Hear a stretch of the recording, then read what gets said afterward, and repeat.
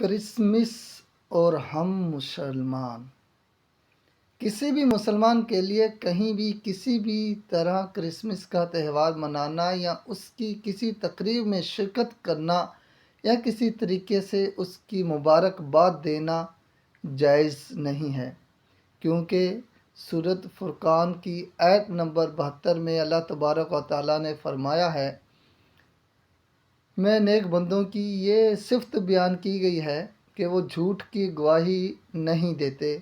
رسم باطل میں شریک نہیں ہوتے، اور جب کسی لغو عمل سے ان کا گزر ہوتا ہے تو شرافت اور عزت و وقار کے ساتھ گزر جاتے ہیں۔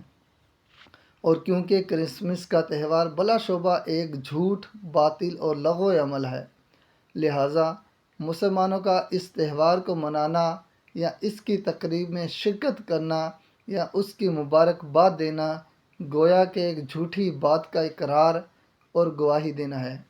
ایک باطل رسم کو درست ٹھہرانا اور اس میں شریک ہونا ہے، ایک لغو اور فضول کام میں شامل ہو کر ایمانی شان اور اسلامی وقار کو مجروح کرنا ہے۔ اس لیے کوئی بھی باغیرت مسلمان کہیں بھی کسی بھی جگہ کسی بھی طرح کرسمس کا تہوار نہیں منا سکتا، اور نہ اس کی کسی تقریب میں شرکت کر سکتا ہے، اور نہ کسی طریقے سے اس کی مبارکباد دے سکتا ہے۔